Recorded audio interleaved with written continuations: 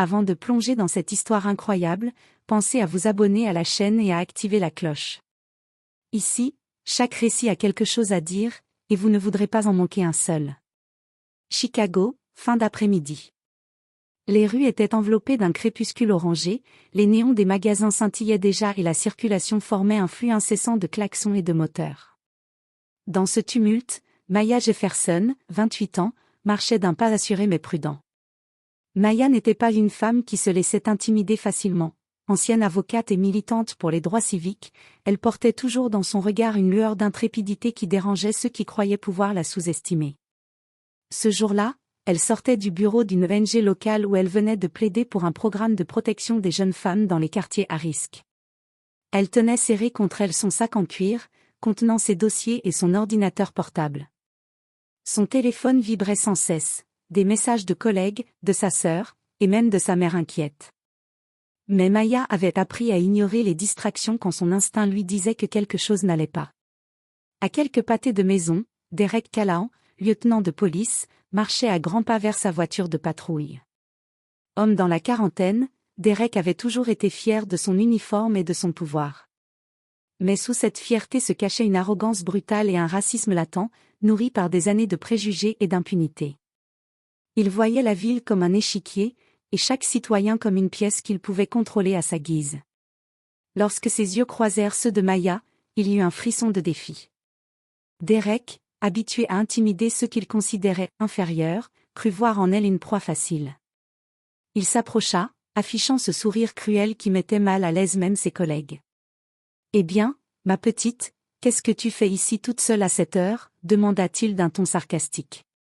Maya ne répondit pas immédiatement. Elle le regarda droit dans les yeux, sans peur, et nota chaque détail de son visage, la cicatrice près de sa tempe, le menton dur, l'air d'homme qui n'avait jamais rencontré quelqu'un capable de le remettre à sa place. Derek, irrité par ce silence, posa une main sur sa ceinture, comme pour rappeler subtilement qu'il détenait le pouvoir. Mais Maya, consciente de son droit et de ses forces, ne recula pas d'un pas.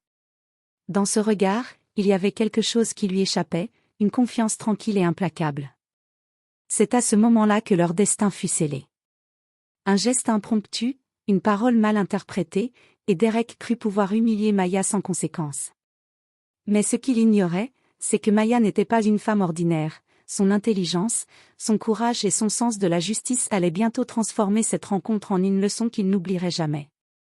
Le crépuscule s'épaississait, et avec lui, l'ombre de ce qui allait devenir un affrontement mémorable. Ce soir-là, Maya ne savait pas encore que ce lieutenant raciste allait déclencher une série d'événements qui bouleverseraient sa vie, mais pour Derek, c'était le début d'un engrenage dont il ne sortirait pas indemne. Le lendemain matin, Chicago était encore enveloppé d'un brouillard humide qui donnait aux rues un air fantomatique. Maya Jefferson, vêtue d'un manteau beige et d'une écharpe rouge vif, marchait vers le marché local pour acheter quelques provisions. Elle voulait profiter d'un moment simple, loin de son travail intense à l'ONG. Mais le destin avait choisi ce matin pour révéler la cruauté de Derek Callahan. Ce dernier, encore irrité par leur rencontre de la veille, patrouillait dans le quartier avec un sourire mauvais. Il repéra Maya de loin et ressentit ce mélange de défi et d'arrogance qu'il détestait. Il décida de lui montrer sa place, du moins, c'est ce qu'il croyait. Derek se posta devant le petit marché, attendant que Maya passe. Lorsque ses yeux croisèrent à nouveau les siens, il fit un pas en avant et cria. « Eh bien, mademoiselle Jefferson, que faites-vous ici? Vous pensez que les règles ne s'appliquent pas à vous ?» Les clients du marché se tournèrent vers eux.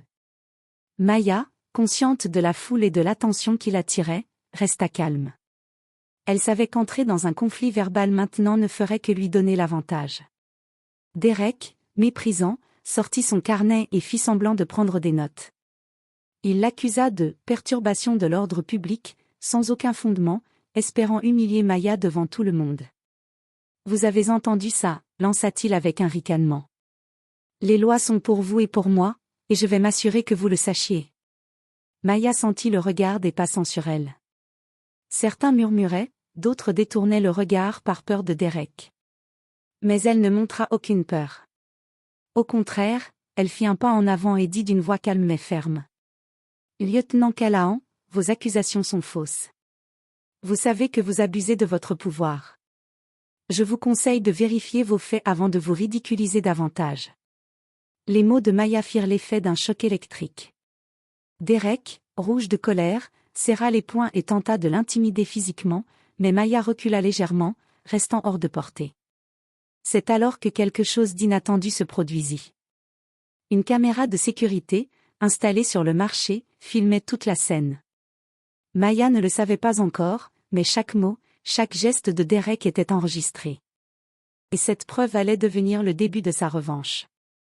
Après plusieurs minutes de confrontation, Derek, frustré et humilié par l'indifférence calme de Maya, partit en trombe, jurant qu'il ne resterait pas impuni cette fois.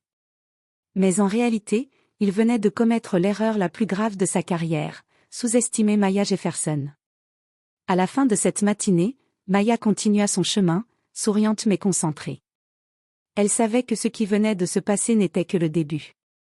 Une tempête se préparait, et elle serait prête à riposter. 2 jours après l'incident au marché, Chicago était en effervescence.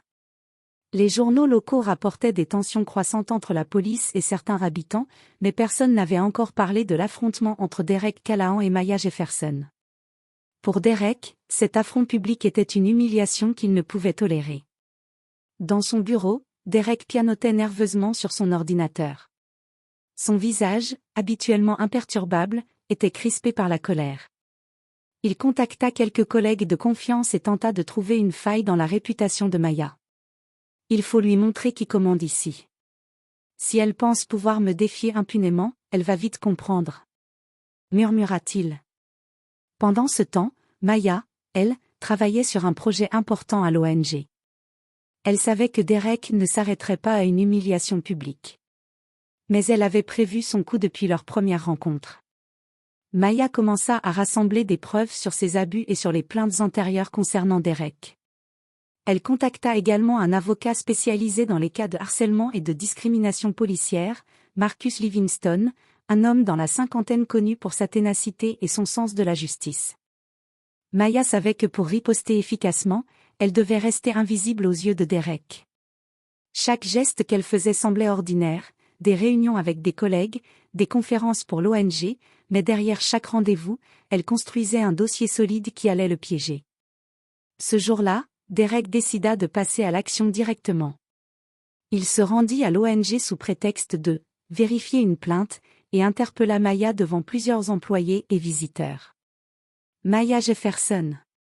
Vous êtes accusée de violation des règles municipales, cria-t-il, levant son carnet comme pour intimider tout le monde. Mais à sa grande surprise, Maya ne montra aucun signe de panique. Elle le regarda calmement et dit. Lieutenant Callahan, si vous avez une accusation crédible, je suis prête à l'entendre. Sinon, je vous conseille de quitter ces lieux avant que cela ne devienne embarrassant pour vous. Le visage de Derek se durcit, mais avant qu'il ne puisse répliquer, Marcus Livingston entra dans la salle, un dossier épais sous le bras. Lieutenant, je crois que vous avez besoin de voir ceci, dit Marcus, posant le dossier sur la table avec un air grave. Derek, curieux mais irrité, ouvrit le dossier et ses yeux s'écarquillèrent. Chaque plainte passée, chaque comportement abusif et chaque incident où Derek avait dépassé ses droits était soigneusement documenté. Et au milieu de tout cela, la vidéo du marché apparaissait, claire et incriminante. Maya, avec un sourire discret, murmura. Vous voyez, Derek, certains d'entre nous savent se défendre, et nous ne jouons jamais sans preuve. Derek recula, incapable de trouver une réplique.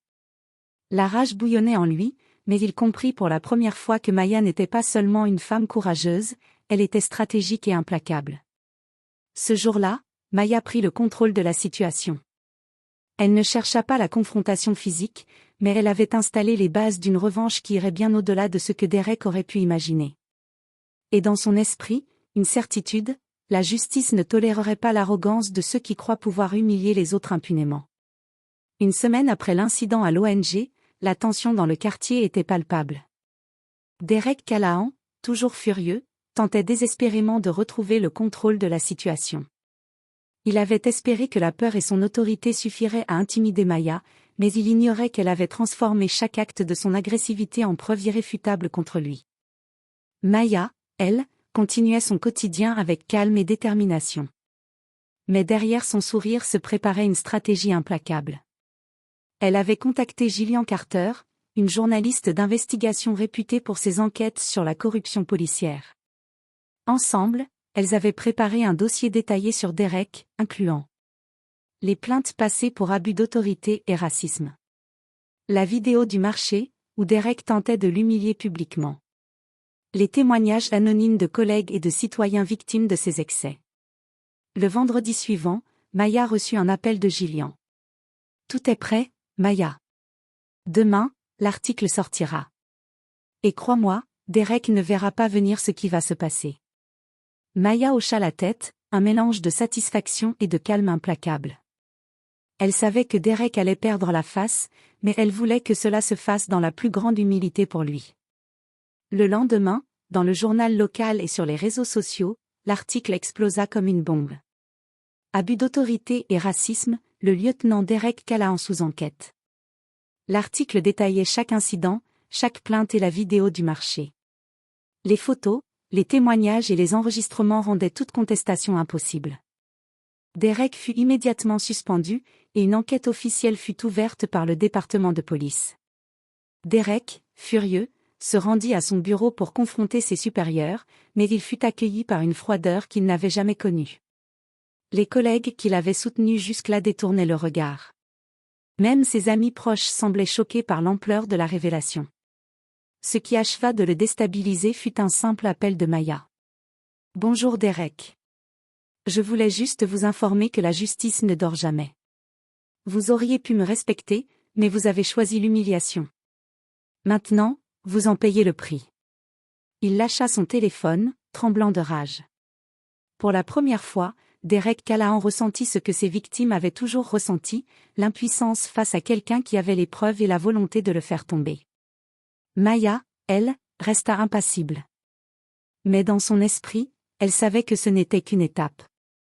Derek venait de perdre son autorité publique, mais elle préparait maintenant la dernière phase de sa vengeance, celle qui s'assurerait qu'il ne pourrait jamais se relever.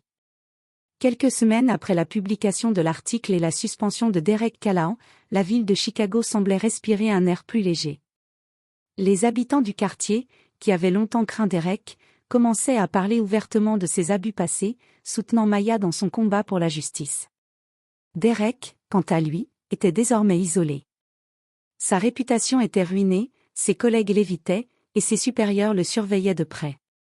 Chaque mouvement qu'il faisait était scruté par l'inspection interne, et chaque plainte passée prenait un poids légal considérable. L'homme qui pensait pouvoir humilier Maya en public se retrouvait désormais exposé à l'humiliation et à la disgrâce totale. Maya, de son côté, continuait sa vie avec dignité. Elle savait que la vengeance ne se mesurait pas seulement par la colère, mais par la justice et l'efficacité. Elle avait agi avec précision, utilisant les lois, la vérité et les preuves pour transformer la situation en une leçon inoubliable. Un matin, Derek reçut une convocation officielle, il devait se présenter devant un tribunal interne pour répondre de ses actions. Les accusations étaient lourdes, abus d'autorité, intimidation, racisme institutionnel et tentative d'humiliation publique. Ses collègues témoins avaient été appelés, et la vidéo du marché, ainsi que les documents rassemblés par Maya, étaient au dossier. Devant le tribunal, Derek tenta de défendre son comportement, mais chaque argument fut contredit par des preuves irréfutables. Maya était présente, non pas pour humilier, mais pour observer calmement la justice suivre son cours. Le verdict fut sans appel, Derek Callahan fut officiellement réprimandé, perdant son grade et sa position dans la police. Il devait également suivre une formation obligatoire sur la discrimination et la gestion des conflits, mais pour beaucoup, y compris lui-même, la plus grande punition fut l'humiliation publique et la perte de respect de tous ceux qui l'entouraient. Après le jugement, Maya sortit du tribunal. Le soleil de Chicago brillait sur son visage, reflétant une victoire silencieuse mais éclatante. Elle avait non seulement défendu ses droits, mais elle avait aussi démontré que l'arrogance et le racisme ne restent jamais impunis quand la justice est recherchée avec courage et intelligence. Ce jour-là, Derek Callahan comprit, trop tard, que ceux qu'il croyait faibles peuvent être les plus redoutables lorsqu'ils savent se défendre. Et Maya, elle, sut que sa force ne résidait pas dans la vengeance aveugle, mais dans sa capacité à transformer la douleur et l'injustice en justice et en dignité.